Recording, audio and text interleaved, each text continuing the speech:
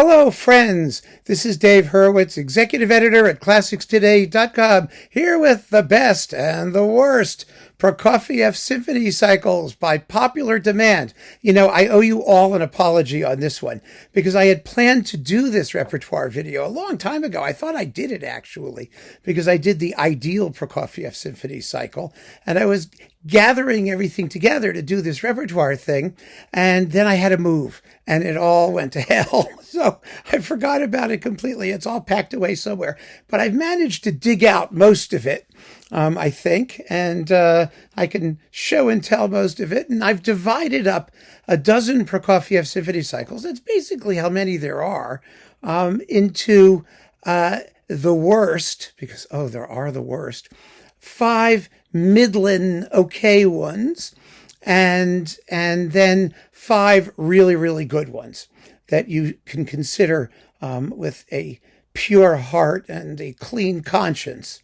So let's start with the ones that suck. There are 2 that really suck. The first and the most famous, which I've talked about for years and years and years. Well, wait a minute before we do that. I know. I'm being difficult. But let's talk about the works a little bit first, because a Prokofiev Symphony cycle is a very difficult thing to wrap your brain around because, first of all, the works themselves are a little bit inconsistent, and their styles are very inconsistent. You've got the classical symphony, which is all brilliance and charm and the youthful Prokofiev in neoclassical mode. Then you've got the modernist number 2, which you have to play like air raid sirens going off. There's no point in trying to sugar the pill with number 2. Number 3 is based on the opera The Fiery Angel, and it's an expressionist nightmare. And you've got to really be into like horror movie film soundtracks because that's kind of what the piece is. And it's another one where you go for the jugular. Number 4 is based on the ballet The Prodigal Son, and it exists in 2 versions. The first, much lighter and more true to the work's balletic roots. The second, more thickly scored and extended. And there's no particular consensus about which is better or worse, except that there is sort of a consensus that the work is a little bit patchy. I happen to like it. I think it's a marvelous piece. I think the music's delightful, but you got to choose your poison. And not all Prokofiev cycles include both versions of the fourth, although most of them do. So there's that consideration. Then there's the fifth, which is the most popular one, and the one that everyone screws up because they can't play the climax of the first movement, the adagio, with the necessary power and tam-tam and percussion and other things. It's amazing how awful the fifth usually turns out, and also the tempo of the first movement. It can just die on the vine. Really kind of amazing because it's so beautiful and direct. Emotionally direct. It should be easy to do well, but there it is. And the best versions of it are probably singleton versions, some of the singleton versions, not necessarily included in the complete sets, although they are in the best sets. So that's that one. And then number 6, which is arguably the greatest of them all, a very emotionally ambivalent work, not necessarily popular, also not easy to play, particularly in the long first movement and that strange central andante. It's an odd piece, and it has to be done fabulously well as well, because those are the 2 big Prokofiev symphonies, 5 and 6. Then there's 7, which most people think represents a falling off in inspiration. It was written for children, actually, and it's lovely. It's full of beautiful tunes. I love the 7th. It's just pretty. I mean, really, really a nice piece, and it needs to be played with freshness and youth and verve, and it has 2 endings. The soft original ending, which is really the preferable one, and then there's a coda, which you can attach, which a lot of people do, and if you don't want to hear it, usually you can just stop it before it goes in. But anyway, so there you have it. So it's difficult to do all of them equally well. And most cycles have pluses and minuses, but there are 2 that are just lousy. The first is Seiji Ozawa with the Bergen Philharmonic on Deutsche Grammophon. Oh, what a disappointment that has always been. It is indifferently played and conducted with general lightness and lack of impact and a total. It's just everybody's on autopilot. It really is. I never got a sense that Ozawa had any skin in the game with regard to that music. The Berlin Philharmonic is not the best orchestra to be playing this because they don't have the rawness and the edge, unless, of course, Karajan was conducting them and doing it in his way, which was amazing. I mean, if you compare the Karajan fifth with the Ozawa fifth, it's just like night and day. It's crazy. So that one is just forget about it.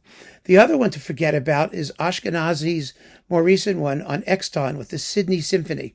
Now, he did do some very good Prokofiev. He did a wonderful disc of 6 and 7 with Cleveland on Decca. But the Sydney Symphony, the playing is just indifferent and second rate. And the sonics, everything about it is just drab. Terribly drab and uninteresting. So those two cycles are just out, gone. As far as the okay, decent ones go, well, there are two that I have sitting around somewhere, but I have to find them, but I can tell you what they are. One of them was, more recent one is Marin Alsop with the Sao Paulo Symphony. She did a very good cycle. The problem with it is that there is no single performance in that cycle that's the best or that's among the really superior versions. It's all just very solid, workmanlike, musical, could be more exciting throughout. Just throughout. It just never rises to the level of major conviction. Maybe it's not music that inspires people to major conviction. It should. I mean, it can. But as often as not, it just doesn't. So they have a good workmanlike cycle, but it's not special. Also, a little odd is Zdeněk Košler with the Czech Philharmonic on Supraphon. First of all, he uses a very strange edition of the Fifth Symphony with the percussion parts rewritten and things. It's weird. It's not normal. And so that rules it out automatically. The other performances are okay, but they tend to be lightweight, and the sonics are a little bit dated. So that one it's good. It's interesting. It's always interesting to hear the Czech Philharmonic, right? But it's not a particularly inspirational cycle, and it's something to get as a supplement once you've heard all the good ones. And if you want to hear the Czech Philharmonic do that music, which I like, I mean, I like hearing them, but I can't say that the performances really, go for the gusto. So those two are okay. They fall in the middle okayness. Also okay, here we are, is Jean Martinon with the National Orchestra of the ORTF, the French radio and television thing. This is on Vox. It's in two Vox boxes, actually. Now, Martinon actually did a bunch of Prokofiev for Decca as well, before he even made these. Not very well. A terrible fifth. Oh, yeah, with the Paris Conservatory Orchestra. It was horrible. And these are better. The problem is that the orchestra is not very good, and the sonics are really dim. So there is buried in here, I hate to dismiss anything that Martinon did because he was such a good conductor. And I would have loved to hear him do this in like really good sound with a really good orchestra. But as it is, it's just fair to middling, unfortunately. Also fair to middling. Here we have good old Dimitri Kitayenko doing Prokofiev on Capriccio with the Gurzenich Orchestra Köln. Now, these are solid performances with a very good orchestra. They're well recorded. The problem with these, as usual with Kitayenko, is he's just not very exciting. As a conductor, he's, some people think that he's, restrained and elegant. Well, fine, go be restrained and elegant. You don't want to be restrained and elegant in the second and third, or the fifth and sixth, for that matter. In four, sure, a little restraint, a little grace is fine. The seventh, it's fine. The classical symphony, you can be as poised as you damn well please. But come on, the weight just isn't there. I always point to the first movement coda of the Fifth Symphony as a good indicator of whether someone's got the chops to do it or not. And it's not bad, but it could have so much more dynamism and weight. You can hear things, sort of. It's got a tam-tam, okay. A dark, sort of turgid one, but yes. So what can I tell you? It's a decent Prokofiev cycle, but there are just many better ones, quite a few. And also the last of the Fair to Midland group, Rostropovich, with the Orchestre Nationale de France. Again, it's not a great orchestra. And Rostropovich was an inspirational conductor. He could be marvelous in music that he loved, and he loved this. But and he does a really good fifth, by the way. He really does. He nails the fifth, but the sixth is a letdown. Oh, it's such a letdown. It's sad. It's underplayed. It sounds like the orchestra is really unfamiliar with it, and he's not in a position to galvanize them, to really make them do it in an exciting way. And so this cycle has a serious weak link. The rest of it's really rather nice. It really is. Even 2 and 3 aren't bad at all, because he's just direct and he lets it happen and it's okay. You can do better in the classical symphony. But again, the more famous ones, 1 and 5 and all that, fabulous individual performances. Like I said, and you're sometimes better going for those than for, expecting to have the best of everything in a box. So, Rostropovich, those are the Fair to Midland 5. So now we come to the really good 5, the ones that I think are distinguished in one way or another. Some of them are not easy to find. Well, at least 2 of them. One of them. This one, Rostropovich, with the USSR Radio and TV Large Symphony Orchestra. These are really good performances, and they were well recorded for their day. This is on the Consonance label. They're on Melodia. You probably can't find them at all anymore. But they're really good performances. He knows his Prokofiev. They know their Prokofiev. The edge is there. The commitment is there. And I wish this cycle could be boxed up and reissued somehow. It would really be worth getting. What were the dates of these recordings? Did they tell you? I don't think so. Oh, between 1966 and 67, and so they're from the 60s. Before Rozhdestvensky slowed down a lot. Did I say Rostropovich? This is Rozhdestvensky. Anyway, the bottom line is Rozhdestvensky is good. He really is. If you can find it as a cycle, it's the best one to come out of Russia by a wide margin. It really is. Next, Walter Weller, terribly underrated on Decca with the London Phil and the London Symphony. These are really solid musical, impactful performances. I don't think he puts a foot wrong anywhere, really. I mean, they've never gotten much attention. It's even in the UK. It's funny. I don't know why. It's a very solid cycle. He deserves a lot of credit. He's not a conductor who's all that well known. He didn't make tons and tons and tons of recordings. He's not famous for being particularly flamboyant, but he did a fine job. So this is a cycle worth considering. It really is. After that, the most recent one is this one, the Bergen Philharmonic with Andrew Litton. I would have liked a 5th that had a little more pizzazz to it, a little more wham, bam, thank you, ma'am, percussion in the coda of the first movement.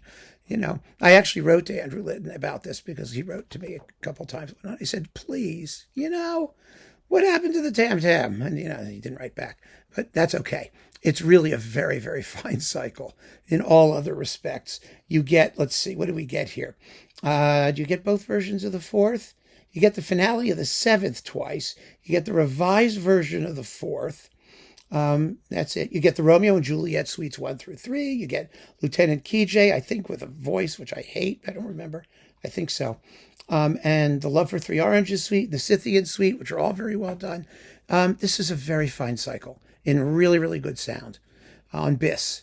So Litton and the Bergen Phil are worth considering. He's really good in Russian music. I mean, generally speaking, he's always very good at it. Lately, he's gotten a little bit mannered and he futzes around a bit much, I think. And that is the only sort of deficit in that cycle. But there are 2 left that are really, really fine. One we've talked about recently, Kuchar, Theodore Kuchar with the Ukrainian National Symphony Orchestra of Ukraine, let's put it that way. This is just terrific. It's direct, it's exciting, it's fresh. Prokofiev was actually born in Ukraine.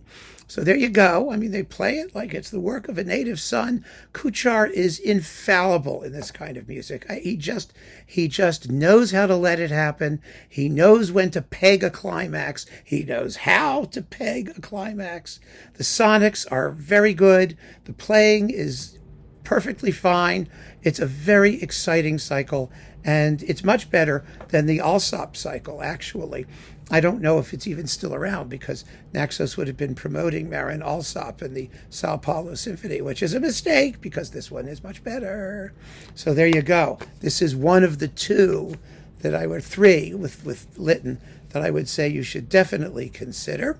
And last but not least, however, yeah, the one that, you know which one this is. You know, don't you? You all know it's Järvi with the Scottish National Orchestra.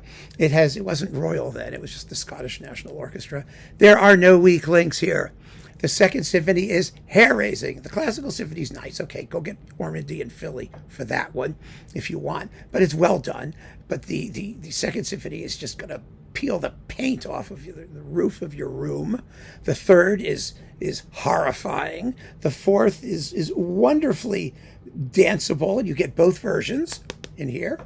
Thank you, Chandos. The fifth is fabulous. It's one of the great ones. It's raw, it's edgy, it's visceral. The sixth is the reference recording. The seventh is lovely. And it's just the best.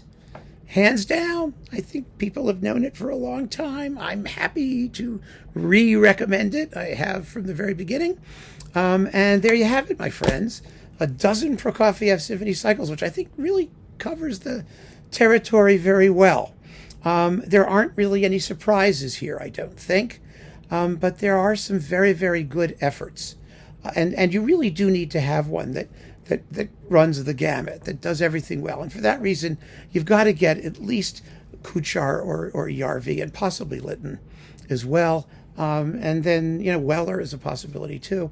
I mean, those are all very good, and they'll represent the music well. But if you want the best, you just get Järvi, because for sonics and interpretation, you just can't beat it. It's that simple. So keep on listening, friends. Thanks for joining me. Take care.